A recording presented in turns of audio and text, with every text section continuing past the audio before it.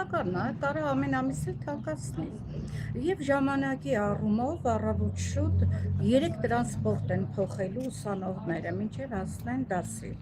Նաև աշխատողները, գյուղում 1 դպրոց է, 3 հերթափոխով, շատ աշակերտներ գնում են դպրոց։ Այդ աշակերտը 100 դրամի համար բնականաբար ոտով է գնալու, կաղ ծնողն է չիմանա, չէ։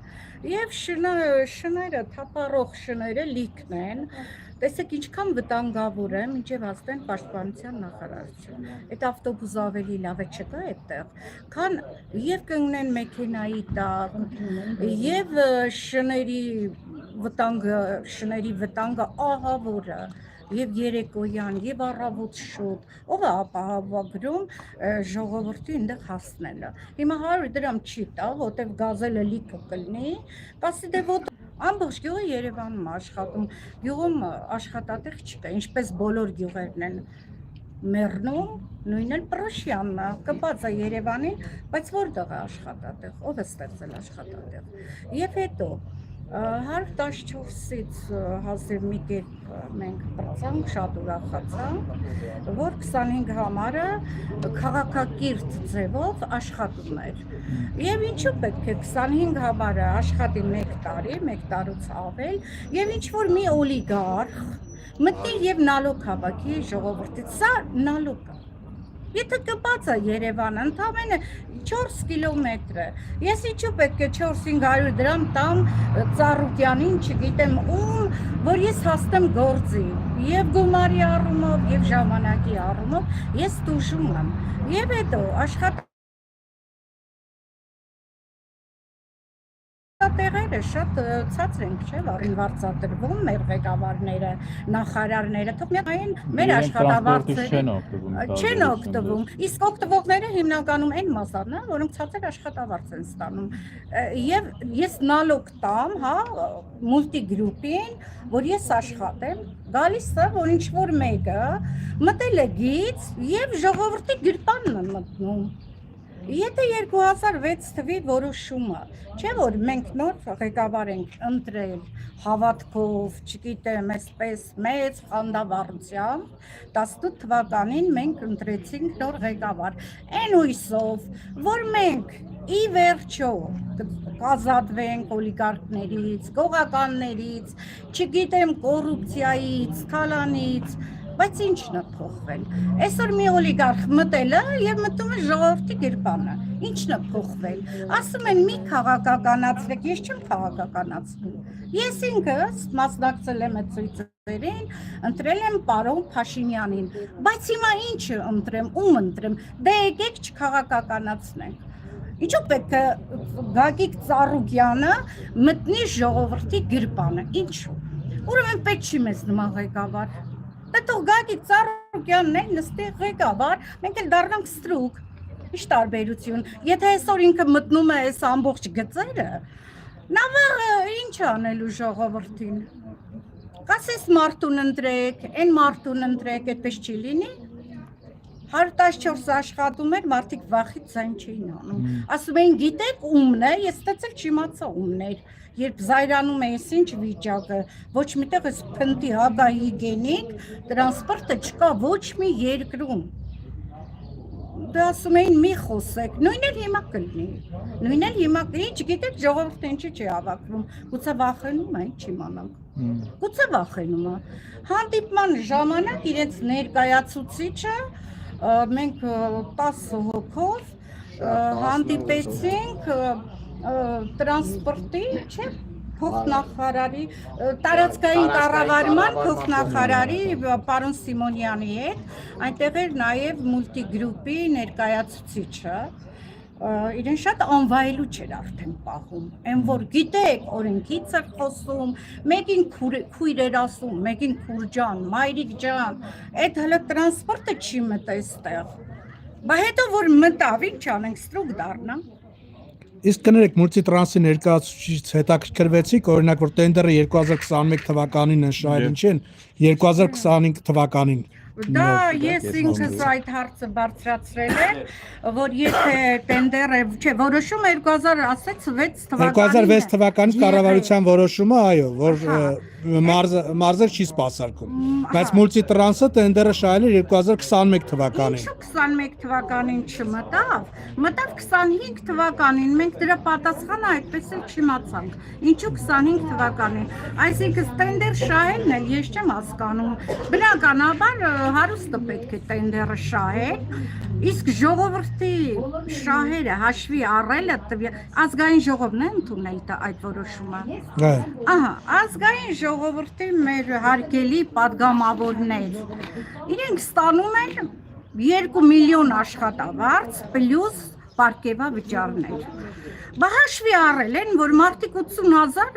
աշխատավարձ են ստանում եւ քվեարկում են, որ 25-ը դուրս գա եւ նոր տրանսպորտ մտնի։ Դժվարանում է եւ գումարի առումով եւ ժամանակի առումով։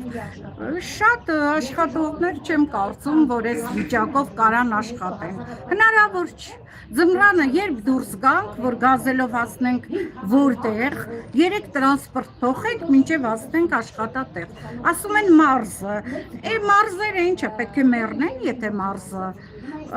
Պարոն Սիմոնյանը ասում էր գնումը բանը, ուրբանիզացում, այդ տարածքային կառավարման փոխնախարարը ասում էր գնում է ուրբանիզացում, ինքը հասկանում է ուրբանիզացումը ինչ բան է։ Ուրբանիզացիայի արդյունքում դատարկվում են գյուղերը, շրջանները, նույնը լինելու է այստեղ, նույնը Հայաստանում է լինելու։ Բնականաբար մի Երևանը զարգանում, աշխատատեղեր չկան ոչ մի մարզերում, շատ քիչ են, չի բավարարում եղած աշխատատեղերը բնակչությանը։ Եվ դժվարությունը ստեղծվում ազատ տեղաշարժվելու։ Սա նալուկ է, հասկանում եք, նալուկ։ Մտնել են գից եւ նալուկ են վերցնում ժողովրդից։ Եթե ես 150-ով գնում հասնում եմ աշխատատեղ, ինչու պետք է մի 400-500 էլ ավել վճարել, ժամանակի առումով էլ երկարի, ես կհասնեմ գործը, թե չեմ հասնել։ Որ կարողանամ աշխատեմ, դա ինչքանով է ճիշտ։ Ինչքանով է ճիշտ, սկսկս դիմում եմ պարոն Փաշինյանին, ում վստահել են։ Այսօր ինչ վիճակ է, ես չգիտեմ, ինչ վիճակ է ստեղծվել։ Այ եթե երկուշաբթի օրվանից արդեն ավտոբուսը պաշտպանության նախարարության նախկին շենքի մոտից սկսի գործել, երեքշաբթի օրը պատրաստվում եք դուք էլ միանաք քասախցիներին բողոքի ակցիաներով։ Միանալու եմ, ես այդ տրանսպորտից չեմ օգտվելու, գազելներից ես ինքս երբեք չեմ օգտվելու։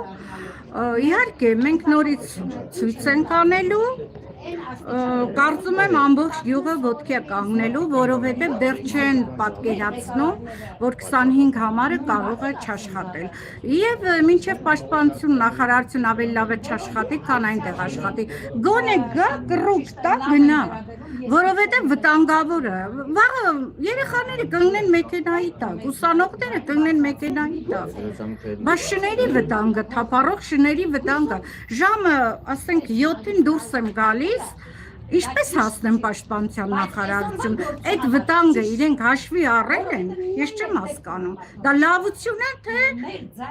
վտանգ ժողովրդի համար, մեծ վտանգ։ Գոնե թող գա, գոնե, այստեղ, ասենք պտտվի առաջի կանգառով գնա, պետք չի մտնի պրոշան, գոնե, մեր պահանջը գոնե այդքան է լինի, էլ ինչ ասեմ։ Նախորդ անգամ մենք տեսանք, որ փողոցային պայքարի շնորհիվ կառավարությունը գնաց արդեն պայմանավորվածությունների ձեռետ, կարելի ասել թուրքական բազարի վերածեց, սկսեց սակարկել, այս անգամ կարծում եք, որ փողոց փակեք, այս անգամ էլ ձեր ձայնը տեղ կհասնի, թե արդեն այս անգամ իշխանությունը կգնա ուժի կիրառմամբ փողոցները բացելու գործողություններին։ Ճիշտն ասած, դուք ինչ ակնկալիք, ինչպես եք պատկերացնում։ Ակնկալում եմ, որ մեր կառավարությունը ժողովրդի պահանջը հաշվի կառնի։ Ես դեռ մի փոքրիկ հույս ունեմ։ Եթե մեր կառավարությունը ի վերջո ժողովրդի պահանջը, արդար պահանջը հաշվի չառնի եւ մեզ տանի դեպի ստրկացում նախկին օլիգարխների ձեռքին, ես ինքս արդեն ինչ ասեմ, նման կառավարություն մեզ էլ պետք չի, որ ասեմ, այսքան ժամանակ մի փոփոխություն է եղել Պրոշյան գյուղում, դա 25 համարի ավտոբուսն է, որ մտել է 7 տարվա մեջ, ես մենակ այդ մի փոփոխությունն եմ տեսել այս գյուղում, այդ մեկն էլ որ հանեն, ասենք մեր օգուտը որն էր մեր օգուտը, Արցախի հանձնումը, զոհերը, փախստականները, որ ասեմ, այդքանից հետո ես արդեն չգիտեմ, արդյոք մեզ պետք էր այդ իշխանությունը, թե ոչ։ Խնդրեմ։ Շատ վատ խոսեցի։ Ժողովուրդ, սենց ոչ մի բանի չենք հասնելու, ասեմ իմանալ։ Մեզից խելացի ես, մեր ղեկավարներից խելացի։ Այսենց ոչ մի բանի չենք հասնելու, միանշանակ էդ իմացեք։ Չենք հասնելու, որովհետև այսօր մեր ժողովուրդը լտակա, չի զգում ինչա կատարվում։ Երկու շաբթվանից հետո կզգա արդեն ուշ ալնելու։ Ոչ մի բան ուշ չի, միասնությունը ուշ է, կահավատք։